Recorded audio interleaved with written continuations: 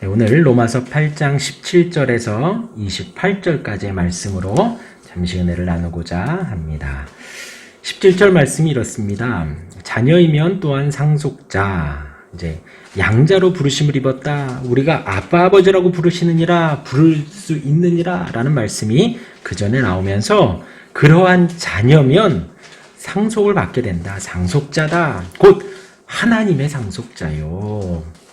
그리스도와 함께한 상속자니 우리가 그와 함께 영광을 받기 위하여 고난도 함께 받아야 할 것이라.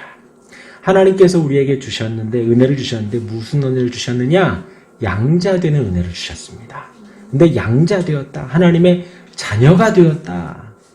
그런데 그 자녀와 함께 상속을 받게 되는데, 이 하나님의 상속을 받으니 얼마나 영광스럽습니까? 우리가 이 땅에서 부모님의 그 재산을 상속받는다. 그리고 그것을 뭐 다 받는다, 뭐 조금 받는다. 만약에 부모님의 그 상속할 그 재산이 있다면 그것이 얼마나 감사한 일이에요. 그죠? 부모님으로부터 받을 수 있으니. 그런데 그 상속을 누구에게서 우리가 받느냐? 하나님의 상속자라는 거예요. 그러니까 얼마나 영광스럽고 크냐 이 말이에요. 그런데 이제 17절의 말씀이 그와 함께 영광을 받는데, 영광과 더불어 무엇을 받아요? 고난도 함께 받는다는 거예요. 고난도. 그리고 이하에 이제 그 고난이 어떠한 고난이냐라고 나오는데, 이제 18절 말씀이 생각하건대 현재의 고난은 장차 우리에게 나타날 영광과 비교할 수 없도다라는 거예요. 그렇죠? 현재의 고난이 참 많습니다.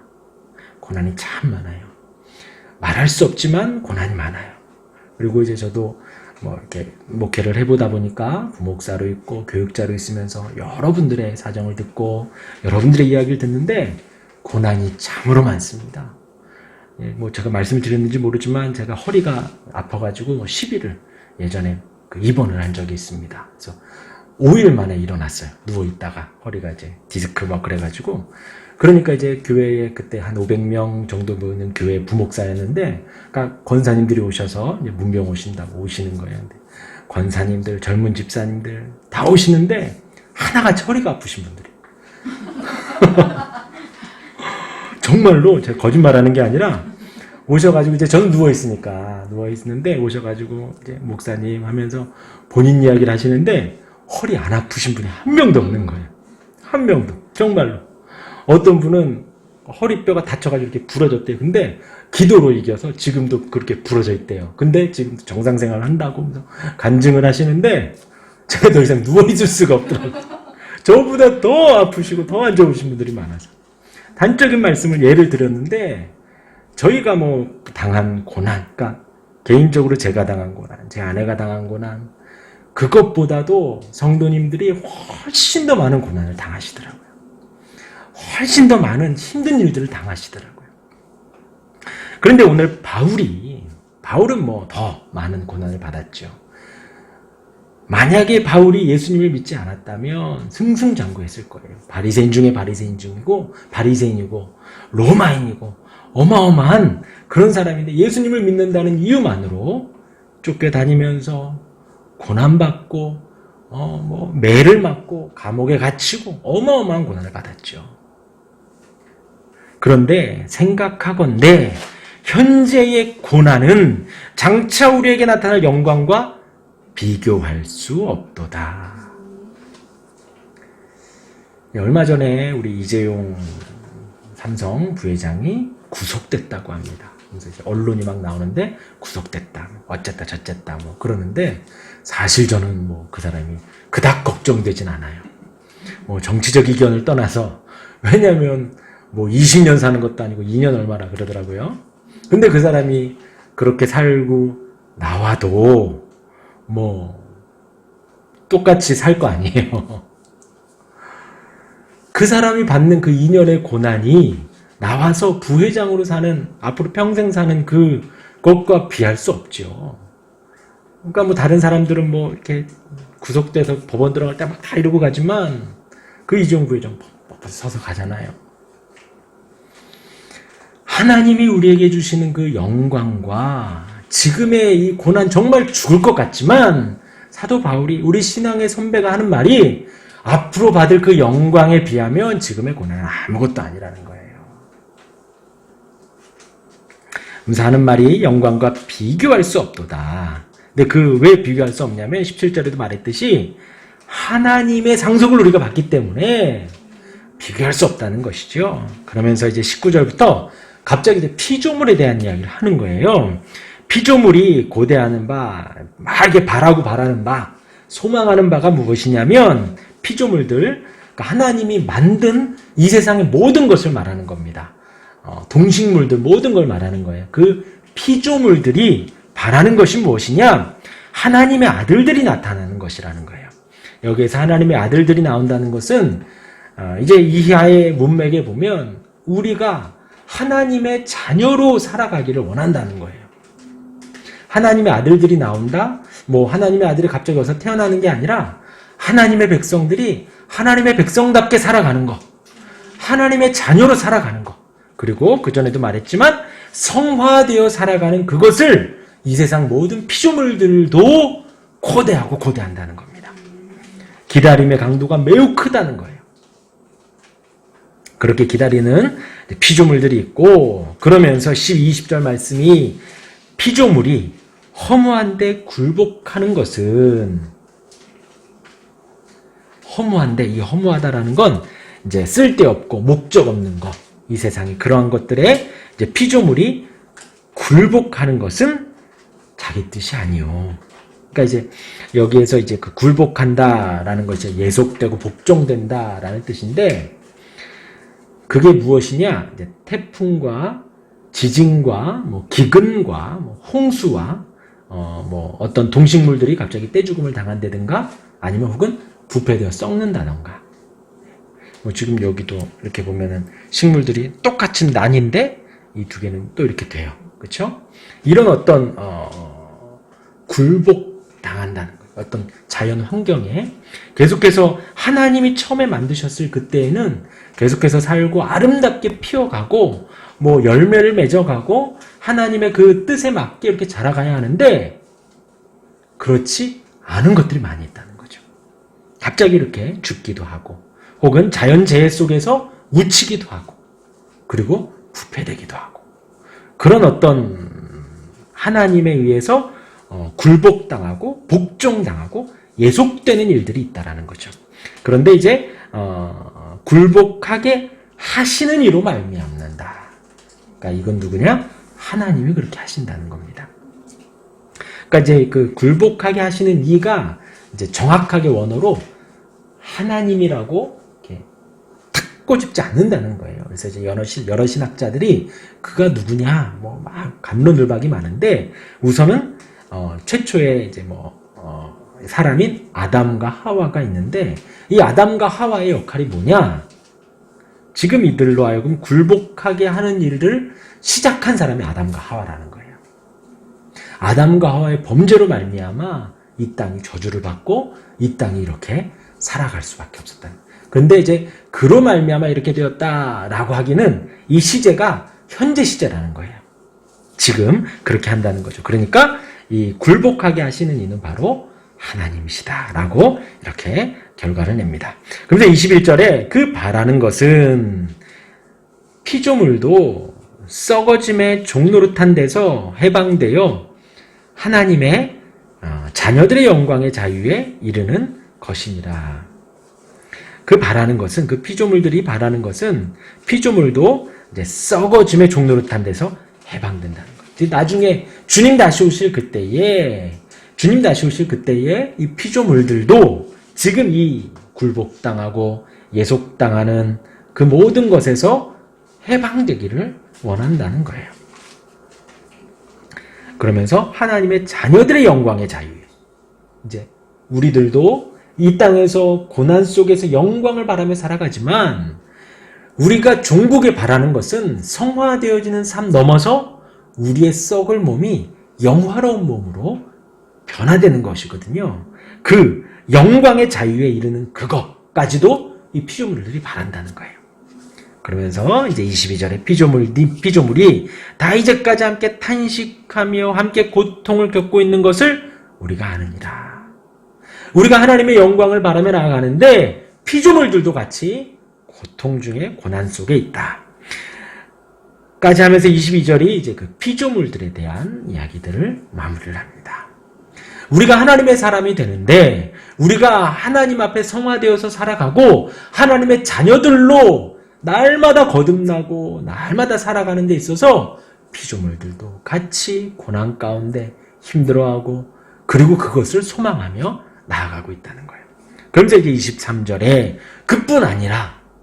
그것뿐만이 아니라 또한 우리 곧 성령의 처음 익은 열매를 받은 우리까지도 이제 이 성령의 처음 익은 열매 요게 이제 또 갑자기 이렇게 툭 튀어나왔다는 거예요. 근데 이게 이제 약간 해석의 문제인데 뭐냐면 성령을 하나님의 첫 선물로 받은 우리 성령이라는 처음 익은 열매라는 거예요. 그러니까 주님을 주님으로 예수님이 우리의 주님이십니다 라고 우리가 고백을 한다면 우리 마음 안에는 하나님이 계신 거예요. 성령이 내주하셔서 우리로 하여금 하나님이 온 세상에 하나님이심을 고백하게 하시고 성령이 내주하셔서 우리로 깨닫게 하시고 감화감동하게 하셔서 2000년 전 돌아가신 그 예수님이 부활하셨다라는 걸 믿게 하시고 승천하셨다라는 걸 믿게 하시고 그분이 지금도 살아계셔서 우리의 주가 되시고 우리의 유일한 구원자가 되심을 성령께서 증거하시는데 그것을 어떻게 표현했냐? 성령을 하나님의 첫 선물로 받은 우리. 성령이 우리에게 오신 건 선물입니다. 하나님의 선물이에요. 왜냐하면 우리가 하나님께 한 게 없기 때문에 하나님이 거저 주셨기 때문에 우리는 선물로 성령을 받은 거예요. 그러한 성령의 열매를 받은 우리까지도 속으로 탄식하여 양자될 것 곧 우리 몸의 속량을 기다리느니라. 우리 또한도 무엇을 기다리냐? 양자되기를 기다리고 우리 또한도 무엇을 기다리냐? 우리 몸의 속량, 우리 몸의 용서받고 우리가 하나님 앞에 무죄함을 받는 무죄로 받는 그것을 우리 또한도 기다리는 거예요. 지금 피조물이 기다리죠. 그리고 우리가 기다립니다. 근데 어떠한 우리냐? 성령을 첫 열매로 받은 우리 또한도 이 땅을 살아가며 그런 양자됨을 속량됨을 기다립니다. 근데 24절에 우리가 소망으로 구원을 얻었음에 보이는 소망이 아니니 보는 것을 누가 바라리요. 여기에서 소망으로 구원을 얻는다라는 것이 꼭 소망이 이제 이제 이 자리에는 소망이 아니라 믿음이라는 단어가 들어가야 돼요. 우리가 믿음으로 구원을 얻는데 이 소망이라는 단어를 쓰매 이것도 이제 해석의 문제인데 이 소망이라는 뜻이 바로 소망으로가 아니라 소망 안에서 주님 주신 소망 안에서 우리가 믿음으로예요. 그렇죠? 그래서 우리가 소망 안에서 구원을 얻었음에 소망이 아니니 보는 것을 누가 바라리요. 그래서 소망 안에서 주님 주신 소망 안에서 우리가 바라고 있다라는 겁니다. 그래서 25절에 만일 우리가 보지 못하는 것을 바라면 참음으로 기다릴지니라. 네. 그 소망이 우리 눈에 딱 보이지가 않습니다. 그 소망이 무엇인가 이렇게 딱 손에 쥐어지고 우리 귀에 들려지고 우리 눈에 보여진다면 우리 같으면 그것이 더 소망하기 쉽겠다라고 하지만 그렇지 않은 거예요. 어떤 분은 그러죠. 만약에 하나님의 음성이 우리에게 들린다면 나는 그 하나님 믿지 않겠다는 거예요. 만약에 하나님이 우리 눈에 보인다면 그 하나님 내가 믿지 않겠다. 왜냐하면 우리 한계가 있는 이 눈에 한계가 있는 이 귀에 정말 재밌는 거는요. 우리 귀는 우리가 듣고 싶은 말만 듣습니다. 우리 눈은 우리가 보고 싶은 것만 봐요. 그래서 이쁜 여자가 지나가면 남자만 보고 멋진 남자가 지나가면 여자만 보는 거예요. 맛있는 게 지나가면 내가 먹고 싶은 것만 보고 금식을 해보셨는지 모르지만 금식을 하잖아요.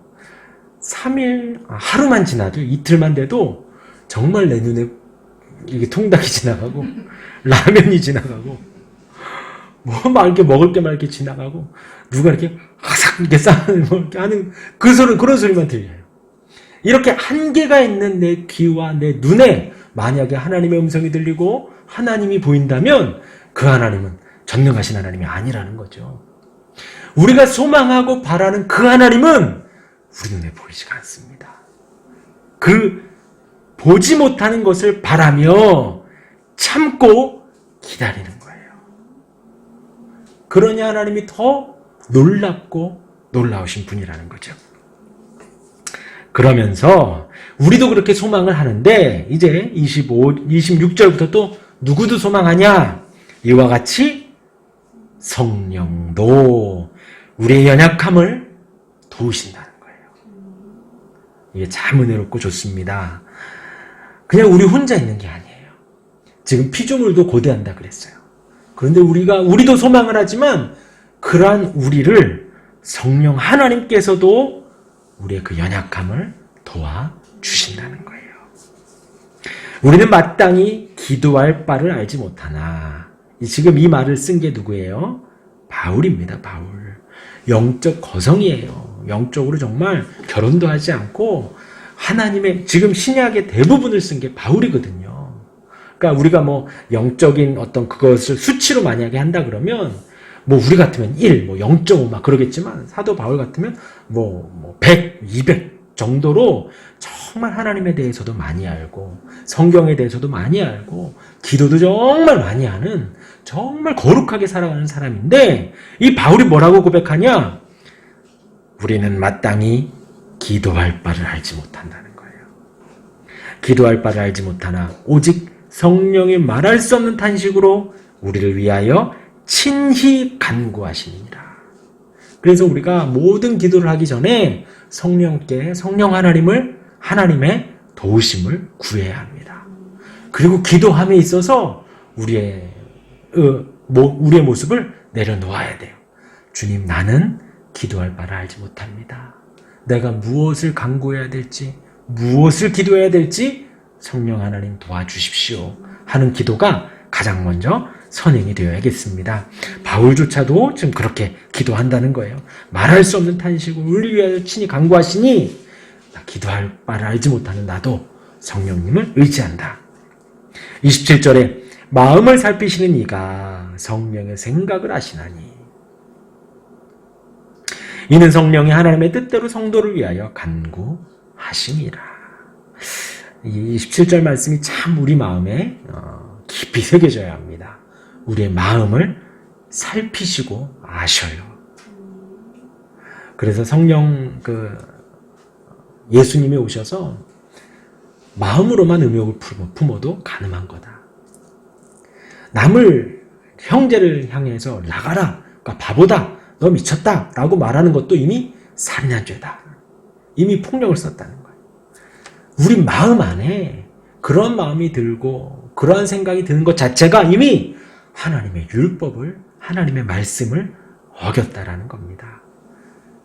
왜냐하면 하나님은 우리의 마음을 살피시기 때문에. 우리의 마음을 살피시기 때문에. 그래서 하나님 앞에 우리가 속일 수 없고 그 하나님 앞에 우리가 벌거벗겨진 것처럼 모든 것을 다 내려놓는 거예요. 그러니까 이제 지난주 주일날 아담아 내가 어디 있느냐?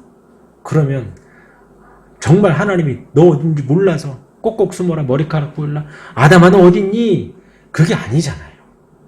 아담아 내가 어디 있느냐? 그러면 언제라도 우리가 나와서 머리 숙이고 무릎을 꿇어서 주님 내가 여기 있습니다. 주님 앞에 나아갈 수 없는 나를 불러주신 주님, 내가 아무것도 할 수 없습니다. 주님 나는 죄인입니다. 내 마음 다 아시지요? 주님 용서해 주십시오. 언제나 머리 숙이고 무릎 꿇고 주님 앞에 두 손 들고 나아가야 돼요. 절대로 아담처럼 내가 부끄러워서 숨고 있습니다. 주님 내 지금 벌거벗어서 하나님 앞에 나아갈 수 없습니다. 절대 하나님 주신 저 여인이 나에게 먹을 거 줬잖아요. 절대로 그러면 안 되는 거예요. 왜요? 마음을 살피시기 때문에. 우리의 마음을 다 아셔요. 다 아셔요. 그럼에도 불구하고 혼내지 않으시고 아담아 아담아 부르시잖아요.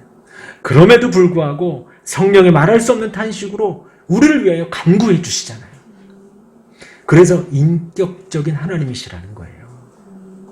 그렇죠? 우리가 막 이렇게 혈기 막 부리는 사람에게 인격적이라고 안 하잖아요. 이제 막 아무리 막 화나는 상황에서도 조곤조곤 말하는 사람이 인격적이라고 하잖아요. 흥분하지 않고 차분하게 말하는 사람을 우리가 인격적이라고 하잖아요. 그렇죠? 하나님이 그러신 거예요. 막 화를 내고 불같이 화를 내지 않으시고 그쵸, 우리 같으면 거두절미하고 매부터 들잖아요. 나에게 이렇게 했어, 바로 체벌 들어가잖아요. 이유 들을 필요가 없어요. 버릇없는 거 그냥 혼나는 거예요. 근데 하나님은 절대 그러시지 않았다는 거예요. 아담아, 내가 어디 있느냐? 그러면 절대로 변명하지 말고 무릎 꿇고 머리 숙이고 잘못했습니다 해야 되는 거예요. 그럼 내 10대 맞을 거 한 대 맞는 거예요. 우리 하나님이 마음을 살피심에도 불구하고 인격적으로 우리를 기다려주시고 참아주시고 우리를 부르시고 우리를 위해서 간구하시는 것입니다. 그러면서 28절 마지막 우리 같이 읽겠습니다. 28절 시작. 우리가 알거니와 하나님을 사랑하는 자 곧 그의 뜻대로 부르심을 입은 자들에게는 모든 것이 합력하여 선을 이루느니라. 성령이 우리를 도우십니다. 그리고 또 누가 돕냐? 하나님을 사랑하는 자들이 돕는 거예요. 하나님을 사랑하는 자들이. 제가 사역을 하면서도 계속해서 느껴왔고 개척을 하면서도 계속해서 느껴요. 정말 하나님을 사랑하는 자들이 이제 좀 부족하지만 교회를 세웠다고 하니까 막 기도해 주신다고 도와주시고 여기 이것만 해도 그래요. 이것만 해도 전 생각지도 못했는데 아는 목사님이 그쪽 교회 그 교회도 힘든데도 불구하고 있는 거 막 다 떼와가지고 막 이렇게 달아주시고 이것도 권사님이 이렇게 주신 것이고 하나님을 사랑하는 게 단 예를 보여주는데 우리가 하나님의 아들로 하나님의 자녀로 세워가는 데 있어서 사랑하는 사람들이 막 물심양면으로 도와주시는 거예요. 그걸 말하는 겁니다. 우리가 알거니와 하나님을 사랑하는 자, 곧 그의 뜻대로 부르심을 입은 자들에게는 모든 것이 합력하여 선을 이루어간다. 그래서 선을 이루어서 뭐 하느냐? 사업이 잘 되고 우리가 건강해지고 그게 아니라 하나님의 자녀가 되어가는 거예요. 성화되어가고 하나님의 아들들이 되어가고 누가 바라듯이 피조물이 바라듯이 누가 바라듯이요? 성령님이 바라듯이 그렇게 하나님의 사람들로 세워져 가는 것입니다. 정리하면 영광과 함께 고난을 받습니다. 피조물들도 함께 고난을 받고 있어요. 그러나 그들이 소망하는 것이 무엇이에요? 함께 우리가 하나님의 아들이 되어가고 영화로운 모습이 될 때 피조물들도 같이 그 영광 속에 함께하길 원하는 거예요. 그러면서 성령님도 말할 수 없는 탄식으로 우리를 도우시고 우리의 연약함을 돕습니다. 기도로 돕습니다. 또한 부르심을 입은 하나님을 사랑하는 자들 또한 우리를 돕습니다. 그 영광받는 하나님의 아들 되고 자녀 되기를 주님의 이름으로 축원합니다.